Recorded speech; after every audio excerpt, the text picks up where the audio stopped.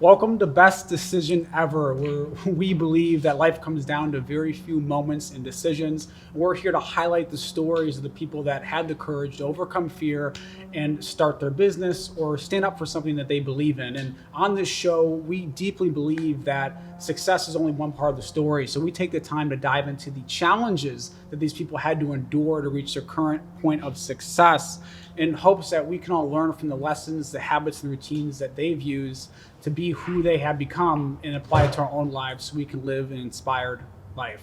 For those of you who do not know me, my name's John and I'm your host. To put it simply, I call myself a performance enthusiast. I love being around people that perform at their highest level in their craft and in life, so that I can learn and apply the lessons that they teach me to my own life. So I hope that this is as helpful for you as it is for me. Today we have a very special guest.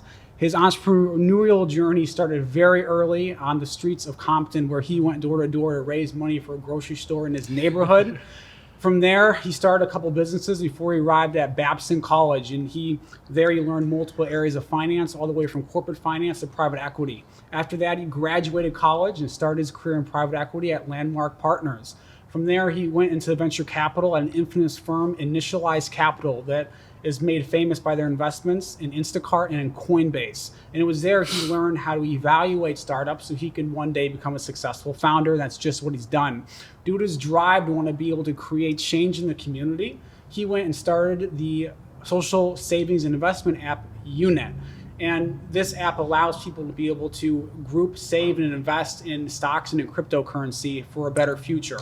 If that wasn't enough, this guy was named Forbes 30 under 30 for his impressive slew of accomplishments and his unique ability to lead. Without further ado, I want to introduce Phillip Aubrey. Yo, man, thanks Welcome, for having me on the show. Thank you. Thank you so much for being here. I really appreciate it. Appreciate it. That was one very impressive intro, man. Exactly, man. Hey, we are here to impress. I'm so grateful you're on the show. We're really excited. I've only heard amazing things about you, my man.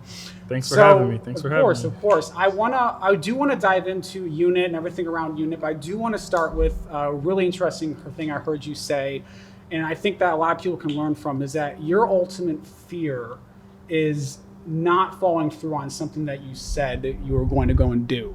Yeah, that is truly my biggest fear, man. I think about, that's also just like one way that I hold myself accountable. Essentially what I do is I tell everybody about what I want to do, and that sort of holds me accountable to doing it. It's funny, but it came from actually a Kanye line from some years ago. But essentially, he said something along the lines that he's tried he's failed more times than you've tried, and that just stuck with me for some reason, and it really inspired me. And I think we have one life to live, so you got to give it your all. And a part of that entire process is just making sure that you try every single thing that you say you want to give a shot to. So yeah, but that is truly like my biggest fear in life, just not doing what I say I'm going to do.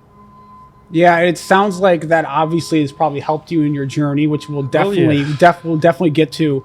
And it's that what's impressed me the most through researching and learning about you is the level of accountability that you hold yourself to, which is just absolutely amazing. I think obviously founders like yourself need. With that said, let's obviously dive into what is Yunit? Why'd you start it? Like, what's the backstory, my man? Absolutely. So Yunit is an investment platform for communities. Essentially, what we do is enable people to come together and invest in stocks and crypto as a unit. Hence the name Yunit. But most importantly, we value security and transparency. So one, we make sure that everybody is investing from their own private accounts despite coming together. You are never able to send money to another person. I think at the peak of the pandemic, we saw way too many like Cash App scams or whatever the case may be. So we really understand that in order to serve our communities, we have to value trust first. So essentially, it's just an area where you can join a different group, learn how people are thinking about investing, and with one click of a button, actually invest with these groups. So very simple investment platform, but it's really centered around allowing people to come together and use their collective power, brain power, to decide what they want to use their money for. Okay. And it sounds like, too, that theme of accountability is layered in there. Is that everyone's accountable to the entire group of saving and not pulling from that account. Exactly. I think we kind of look at individuals and value them for their accomplishments, but in reality, every single thing that those individuals have done, they've been supported by teams. our entire lives we've been taught to be teams or be a part of teams, but then we become adults and we're taught that you have to go out and figure everything out alone. Otherwise you're drowning in debt and you have nowhere to go. So I fundamentally believe that there's a better way to manage our finances, and I think that we should be doing it together. And that doesn't mean you have to share dollar amounts or any confidential information, but you can use your groups to kind of be a brain trust for what you guys want to do and how you guys should apply yourselves. So I think that personal finances should just not be as personal. We're all struggling in the same ways. We're all trying to figure the same things out. So why not come together and think about this as a collective? Okay. So, It sounds like there's a big team aspect there. How Absolutely. did the team aspect play into like the founding story and like and how you led up to Yunit? yeah. So I have a group of friends. So I guess it was my first year out of college. At a friend's company, one of the head honchos was fired. And at that point in time in like my career, I didn't know that the big boss can be fired. So we have an annual trip that we go on. So we sat down and I asked the group like, yo, if you guys were fired today, how long would you last? And keeping in mind that everybody in the group has done pretty well for themselves, going to some really great schools, has like a really nice salary or whatever the case may be, but everyone said a month. And I was just like, yo, we are the smartest black people that I know right now. And you're telling me right now that if we were all fired, we would only be able to survive a month. Mm-hmm. So what we did is we literally got up, went to Chase, opened up separate checking accounts, connected it to our payroll, and then swapped our debit cards. And what we had to do is just that anytime we wanted to use those debit cards, we had to go to the group and tell them why we wanted to use it. For all intents and purposes, what we were doing is just creating an accountability group to make sure that we are all prioritizing saving our money, but more importantly, not dipping into it when something trivial comes up, like, hey, I want to buy the new shoes that just dropped or something like that. Yeah. Trial experiments, so forth and so forth. It gets to a point where we realize that saving is cool, but saving is only the first step to kind of building wealth for yourself. So then we started talking to our users. This is me kind of jumping in the future now. It's fine. But flash forward, we realized that people, after they saved a certain dollar amount, they were just like, cool, now how do I start growing this money? I've never been able to save this much money in my life. Okay. So then it was just like, oh crap, it sounds like people are looking for a way to grow their money together, be accountable together, but more importantly, think of this as a group dynamic and how we all come together to leverage not only our resources, but our brain power. Mm-hmm. So it really started with me trying to come up with a way to hold me and my friends accountable. And then I realized that a lot of other people in my sort of age demographic really resonated with it. And I decided to start wrapping other people into the process, letting them try out what we were using personally. Got a lot of good feedback. And then it was just like, cool, this might be something that a lot more people could take advantage of. And then after realizing that, I guess decided to quit my job to figure it out. Okay. So yeah. What was it like quitting? Let's dive into that. What was it like quitting your job and leaving the comforts? I think so many people struggle with this. Is like there's the financial security, and let's look at the macro a little bit. Yeah. There's student loans. Like a lot of people have them, right? Yeah. So you're 25, 26. Like I have student loans. Like I know what that financial pressure feels like. Yeah. So then you want to go start your own business, right? Or go do whatever you want to go do. And it's hard to go take that, or even heck, someone might want to leave their job and go to another one, but maybe the next job is a small startup and it's not as reliable. Like, how did you work through those emotions, those feelings? I will be honest, it was definitely a long journey. I started my career in private equity because I didn't have the courage to start at that point in time. Then after moving into VC, I'm sitting around the table and meeting so many young people in my age bracket that are raising $4 or $5 million to go out and chase their dreams. Yeah. I think there were two pivotal moments for me. One was my direct supervisor, which I think has been the best supervisor I ever had. We'll call him E for this purpose, for the purpose of just his safety or whatnot. But E sat down with me and he was like, hey, I know that like you really look up to the people around you and that's why you decided to come and work with us, but in order to be one of these sort of people, you're going to have to leave and go and start something for yourself. He was just like, we're all sitting at this table because we have all taken a bet on ourselves. And that gives us perspective in how we think about investing in these startups. And at that time, that was definitely not information I wanted to hear because I was in love with my job. I was like, I'm meeting some young, energetic people every single day who are trying to change the world. And you're telling me that I have to, if I want to get to the level that I want to get to, I'm going to have to quit all of this, all the hard work I put in to get here. I'm going to have to quit it all and go and start from scratch. After he and I sat down and spoke about that, I realized that he was coming from a place of just straight love. He was just like, look, I know you have a lot of ambition, and unfortunately, in order to reach that ambition, you're not going to be able to do that here. You're going to have to leave and go try something for yourself. The second pivotal moment for me was a man that I love. I'll mention his name because he is a musician, so it'd be a great plug for him anyway. But this dude's name is Shav. He created a company, and I was fortunate enough to be able to invest in that company. But I sat down with this guy and was just so inspired by him. But most importantly, we were the same age. And I called him, or he called me the morning that the team decided to fund him. And he was just like, Phil, I don't know what you just did, but you just made sure that Initialize gave us X amounts of dollars to go out and build this dream. And like this was 6 o'clock in the morning my time. We're shouting to the top of our lungs and we're just like super excited. But I sat back and I was just like, yo, this guy's the same age as me. And he just got X number of dollars to go out and fund his own dream. And I was just like, I love investing and I'm having a blast. But the world that I want to see, it's either I'm going to wait and hope that somebody else builds it, or I'm going to get out there and give it a shot myself. And I was just like, I have no real obligations right now. I have a car that I have to pay off, and a little in student loans. But to be fair, I was fortunate enough to go to school and not have to take out a big amount of loans. But it's just like, what's stopping me right now? I'm never going to be this free in life ever again. So why not give it a shot now? And I think it was that conversation between he and I that morning where I was just like, yo, he is somebody my age and he's been on this grind for 4 or 5 years. I want to be like this guy. I want to be like the people that I look up to. And in order for me to do that, they all decided to bet on an idea that they had. Give it a shot. Who knows where we land, but as long as we're enjoying it along the journey, I'm sure you can make something positive out of it. So I think those were like the two sort of pivotal moments for me. My supervisor telling me that like, in order to get to where you want to go, you're going to have to go and try something. And then me working with this guy that was my exact same age. He got X number of dollars and he's just like, yo, thank you. Like, you helped me do this. And I'm like, wow, I helped you. What does that mean for me? I could help myself do this as well. So yeah, it was those two big moments for me that like made me finally pull the plug. Okay. Yeah. It sounds like it was a pretty gradual process. Gradual and for it wasn't sure. this on and off switch. It was almost like there was some weight that had to be added, and then you were able to make the jump or turn the switch. Absolutely. I think there were a few other pieces that came into play for sure. One is a blog that I started. I created a blog just because that's what every junior VC does, to talk about their learnings. But instead of talking about VC stuff, I just kind of used it as a diary for all intents and purposes. So what I did is create the blog and just shot it out to all my friends via text. And it was a password protected blog. I said, yo, just read it. Tell me your thoughts. And I realized that it became an outlet for me to talk about the things I was afraid to say out loud.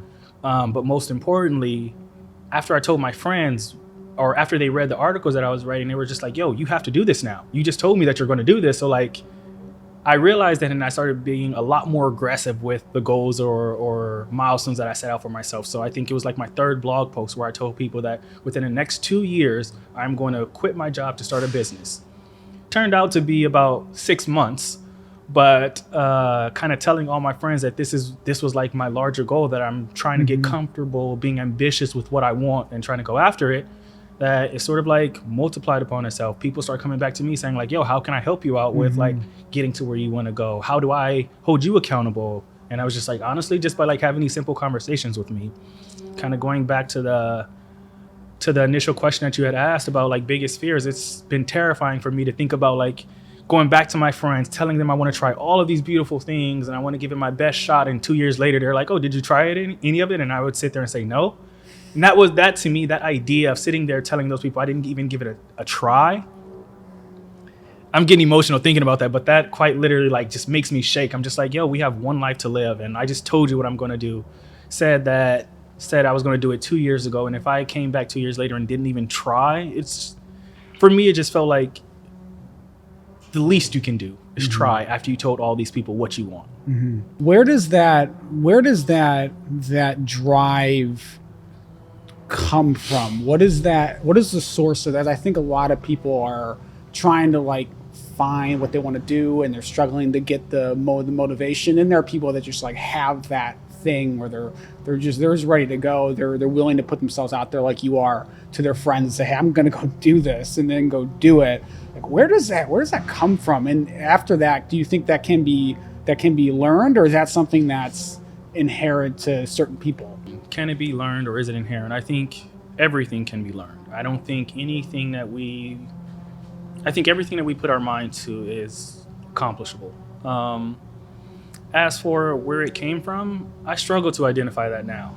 I have a few ideas around where it came from, but I think the biggest thing is just that I grew up around a lot of people who just put a lot of faith in me. I remember as a child, I wanted to be a wildlife vet. I wanted to be the Black Steve Irwin. And I remember telling my granny that, and she was just like, all right, so let's start getting you some books. And she would just buy me countless books around like random animal facts. The number of animal facts I have memorized is insane, but it's just been the community, man. I feel like I am indebted to the people who have invested in me, and like, what's better in life than to pay those people back for all the things that they've invested into you? So it sounds like it was a community thing. People supported you along the way. It was a gradual, and you really think that drive can be learned. So how important is it to have community support system as you are ambitious and you really drive towards whatever your definition of success is? Because so many people, I even found myself too, have this inclination to want to almost separate from people because it's most efficient to just focus and grind, but that's not sustainable. For sure not sustainable, but the part that I think a lot of people don't spend enough time talking about is that it is incredibly difficult and tough, and you have those low moments. So having that community behind you kind of grounds you in why you're doing this. So there are countless days where I can remember just feeling like I'm not making enough progress, I'm not running fast enough, X, Y, and Z. And then I go back to my friends and community members, and they're like, you're doing it. Like, you're doing exactly what you said you were going to do. Like, just keep going. This is a part of the journey. So I think like not only is it like a reminder of where you're going, but it's also when you have those moments of falling back into like maybe bad habits or feeling depressed about the progress or lack thereof, you have people who are kind of picking you up again, saying like, no, you got it, keep going, like just keep going. So I think focus is extremely important. I think having your community is extremely important, and I cannot put a price tag on which one is more important. I think that they both come hand in hand. The focus allows you to remember where you're going, and your community allows you to kind of navigate those sort of landmines as you are kind of on this journey of chasing your dreams.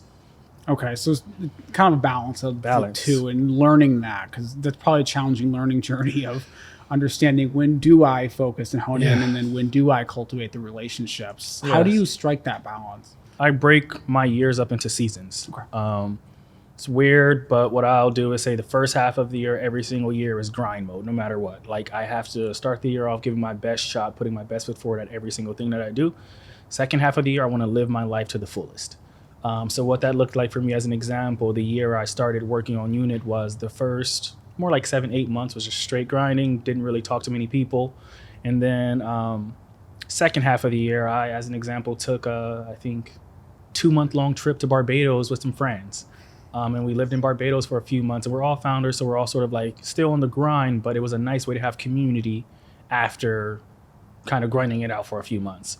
So I break my life up into seasons and say there's a period for work and there's a period for fun, and try to keep those two things as focused as possible. Like, even as we're sitting here talking now, I'm like making sure I'm not looking at my phone, which is a thing to do on the weekends. So it's about just being intentional about how you want to spend your time so that you can get the most out of this life. Okay. I like that. It sounds like you found a good strategy for yourself. Yeah. And one I've never heard before, by the way. So well, appreciate that. super interesting. Thank you.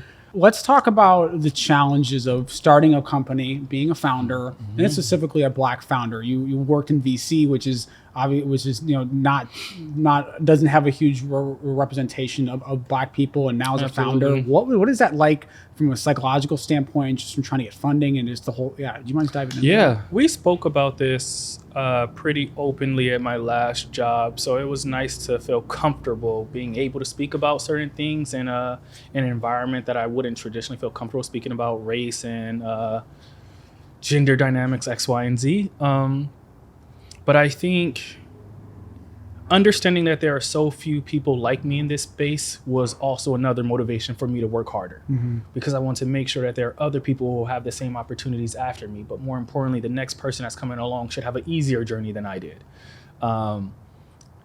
It still kind of always goes back to like, I feel obligated to help the people who have kind of helped me out, and being that I'm a product of my community sort of goes hand in hand. But I think even kind of looking at how, and this is not even talking specifically about the firm that I worked at, but just the overall VC landscape, recognizing that I've met Black founders who had 3 times as much traction, but were not able to raise a single dollar, whereas their white counterparts were able to go and raise that amount of money with just a spreadsheet and idea. And understanding that, it sort of like rubbed me the wrong way. And I realized that nothing's going to change unless we start putting in the work to change that for ourselves and our communities more specifically. So like, who knows where this life goes after the startup world, but I think in the next life, I would want to build another VC firm and make it easier for Black founders to get funding on whatever they care about building. But most importantly, like when you think about that, you're best able to serve your communities when you come from that community. So people always think about like, oh, well, there's another team doing this exact same thing. But unless you understand the pain that that community feels, what they actually need, is going to be very difficult for you to build a product that actually services them. So we have to, for all intents and purposes, put the right people in the positions to serve their respective communities. And I think these communities overlap, and it doesn't have to be on the line of ethnicity or anything. It could be hobbies, values, whatever the case may be, but your community is best served by somebody coming from that community, in my opinion.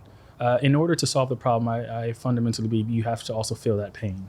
And there's no way I would be able to start a VC fund one day if I didn't understand what it meant to be a Black person out there trying to go and raise capital. Mm-hmm. And how much did you knowing that it was going to be more challenging for you as a Black person starting a company, how much did that play into your decision to maybe wait a couple of years to start a company? Oh, that was for sure a very big driving factor.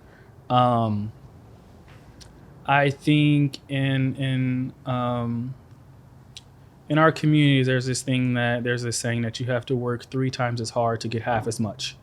And what that means for me is just that I have to crush every single thing that I do in order for somebody to just consider me as an option. So starting my career out in private equity, not too many people in undergrad go directly into private equity. For sure, not too many Black people from undergrad go directly into private equity. And after that, it was just like, cool, like how do I make sure that when I step in that room, nobody can deny me of what I want? Mm-hmm. And then it was just like, cool, the next part is then becoming a VC investor, because then I'll know exactly how these startups are built from the ground up. It's very intentional about going into early stage VC specifically, because late stage VC is more numbers based, very similar to the quant investing team I was on doing private equity.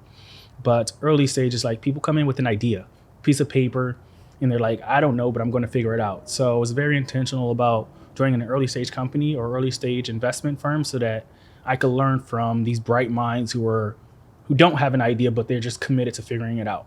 So after kind of getting my chops in private equity, then learning how these startups are built, I was like, well, I think that if I step into a room now, at least somebody would consider me for what I'm asking for.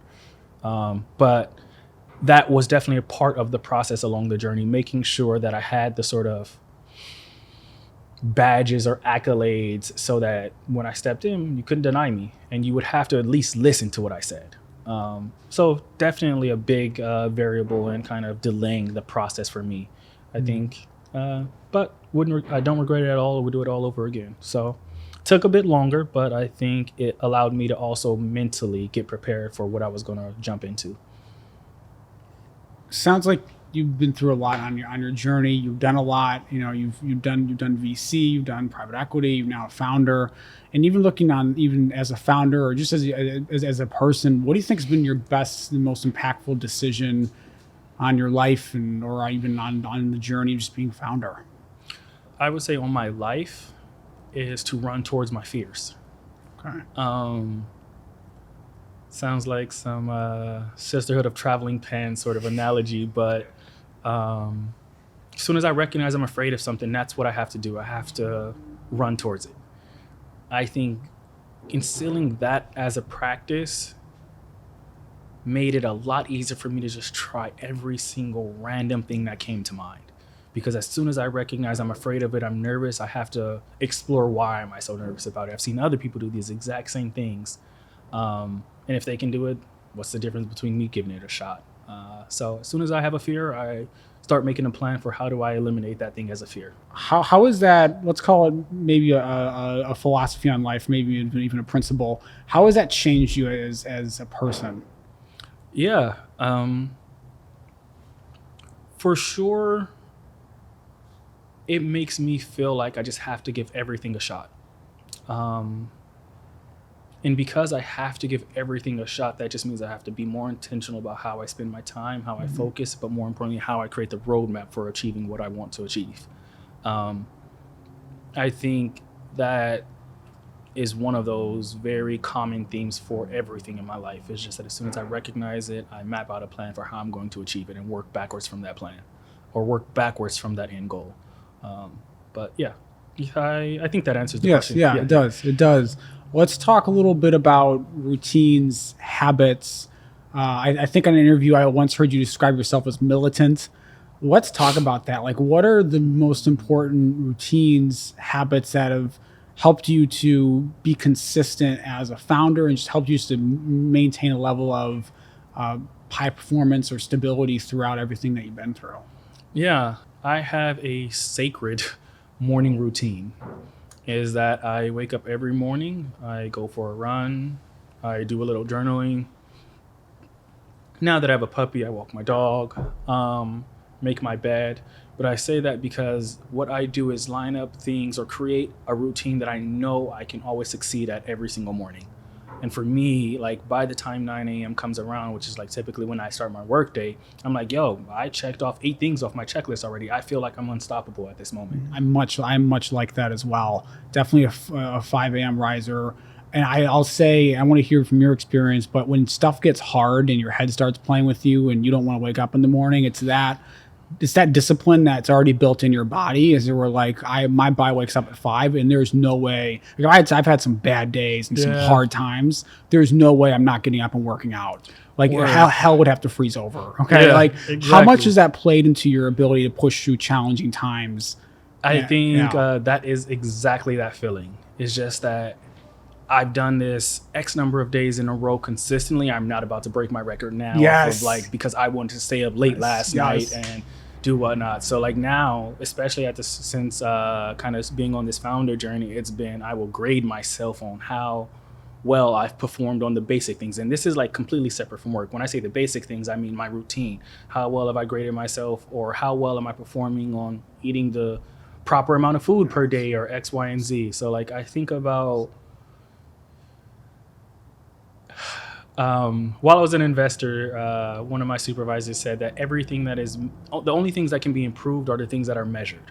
So I try to measure every single thing. Did I wake up on time? How long did I stay in bed after waking up? Did I get up and run? Did I do X, Y, and Z? And sort of like tallying it up to kind of give myself a personal grade. And that just makes it a lot easier for me to be like, cool, I got a B today. I don't feel the best about this. So tomorrow, no matter what, I'm going to wake up and go a bit harder than I did the day before. So for me, it's just slightly improving the process along the journey. Being mindful of what you are aiming for. And for me, I want 100% on every single thing that I do.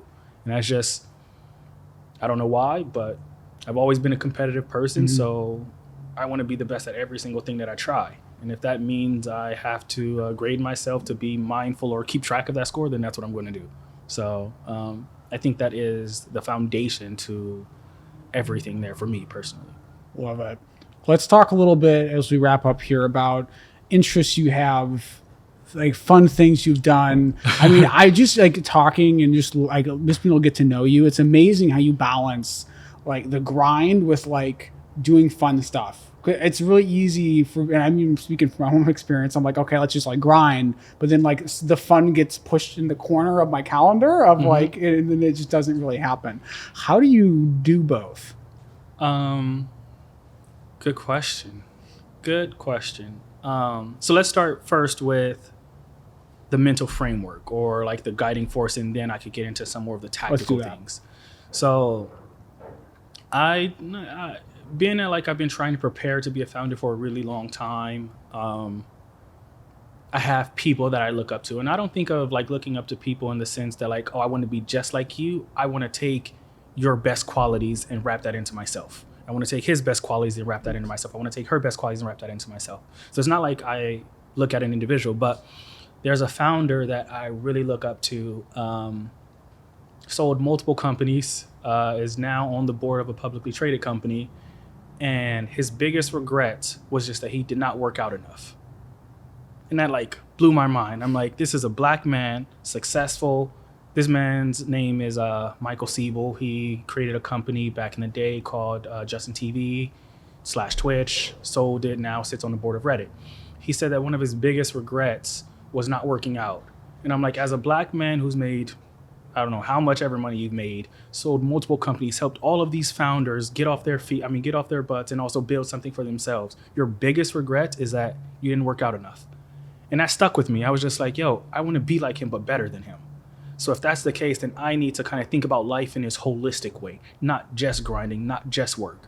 And I think that like, granted, me and this man have not had many conversations. Like we've had 2 conversations so far. So it's not even like I'm very close with this person, but watching his videos and I'm like, your biggest regret is that you didn't work out enough. So if that's the case, you just told me the mistake that you made. Now I have an opportunity to not make that same mistake.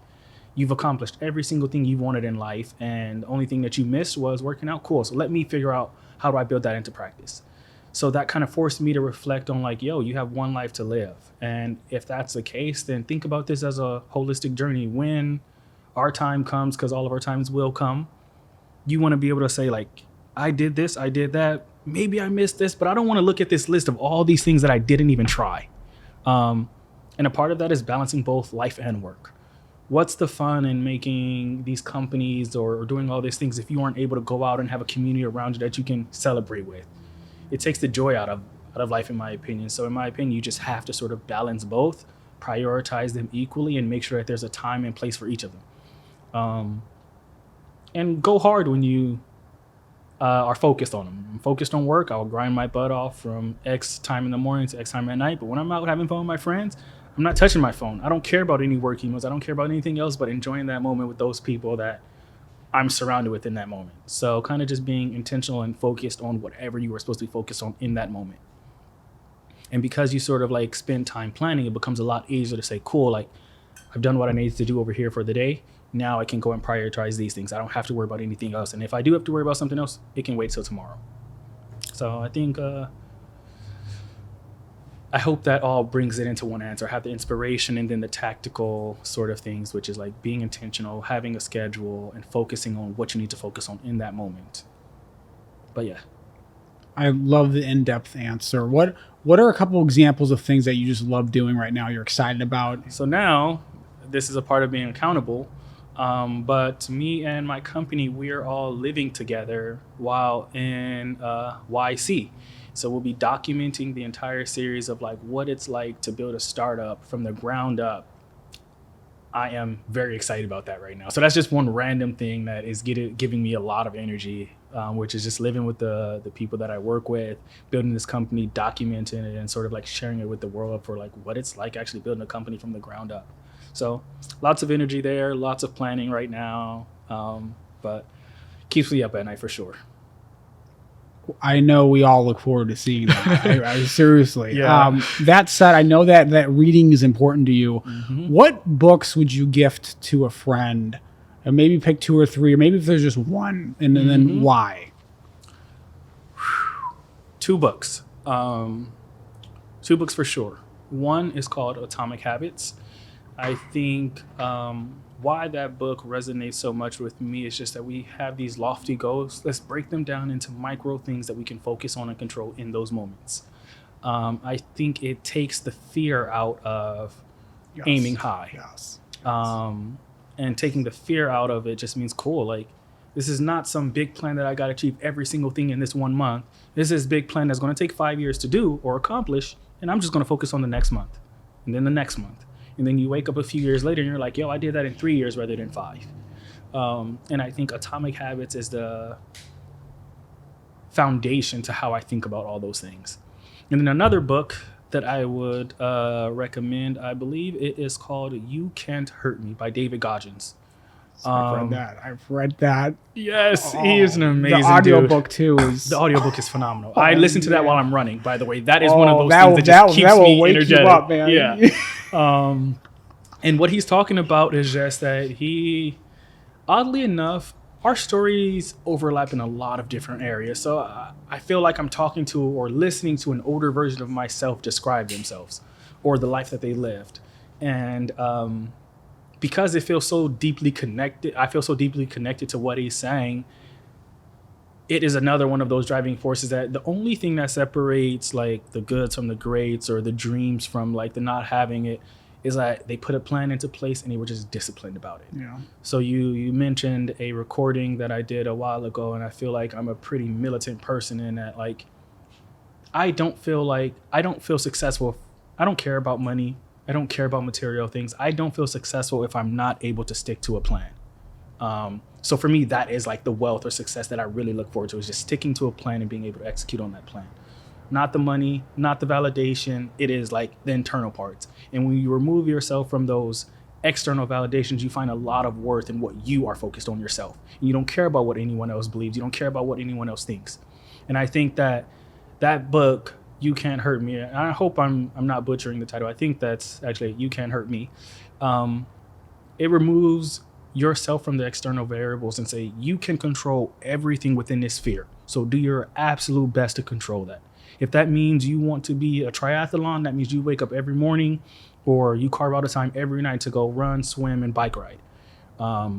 You are in control of your environment. So for that purpose, you don't have the luxury of complaining about what you don't have or what you were not able to do. It's because you didn't prioritize it for all intents and purposes. And he's a brutally honest person. And he's just like, look, I don't care about excuses. And when like you sort of take that moment back to understand that these excuses, they will be there no matter what. Nobody's going to care about the excuses that you gave. The only thing that's going to matter is, did you try? And I don't care if you won, if you succeeded, did you try? And if you tried, then you did your thing. And that's all that matters, in my opinion. So those two books, I think, really turned up the heat for me personally, especially on this founder journey. I'm on my third reading of Atomic Habits and my second reading of You Can't Hurt Me. So books that I would read over and start the year with every single year. I love that. If I may add to that list, I'd recommend Principles. Oh, Principles, yes. Oh man, Ray Dalio, I've read right? that so many. Yeah. Yeah. Oh boy, I love it. I love it. Before we ask our last question, where can people find you? Where can people find Yunit online? Anything like that? Yes, absolutely. Yunit, you can find us at yunit.co. Our handles on social media are at Your Unit across every platform. So Twitter, Instagram, X, Y, and Z. Personally, my handles are my name, which is just Phillip J.L. Aubrey, like Aubrey, like Drake's first name, and Phillip with 2 L's. So same across every single platform, Phillip J.L. Aubrey, Twitter, Instagram, whatever the case may be. I'm an open book, so love to entertain any questions that pop up or whatever the case may be. But Phillip J.L. Aubrey and unit.co. Awesome. With that said, what advice would you give to someone right now that is obviously they're experiencing fear, they're thinking about starting the company, maybe they're thinking about leaving their job to go and work at a startup, or maybe they're thinking about moving across the country, or heck, just going skydiving. What advice would you give them? How scary would it be if nothing changed in your life? If you could spend the next 50 years of your life doing every single thing that you do now, stay at that job. But for me, I think that it's terrifying thinking about being in the same place 2 years from now. So rather than saying like, you need to get started now, think about what happens if you don't. And what that life looks like in terms of happiness, fulfillment, if you don't. And to me, that's far more than enough to kind of get going. Like, if you're happy with your job, stay there. But if you recognize that if you had to do this for the next 20 years of your life, you would be miserable, run away from that miserableness and give it a shot trying something else. Like, yeah, I think that's the best way I would answer that question, which is imagine if you don't. I think that's a lot more scary than the possibility of up or down with something that you loved and you want to give it a shot trying. So, Love it. I love it. Imagine if you don't. Let's definitely end there. Phillip, thank you so much for being here. Thank you all for watching. Please be sure to not only be inspired, but to take the lessons, the routines, the habits from today and apply them so you can make the little decisions to live an intentional and inspired life. That said, thank you all for watching, and we'll see you soon. Yo, thanks for having me. It was a pleasure being here. That was awesome. Dude, thank you. That was awesome.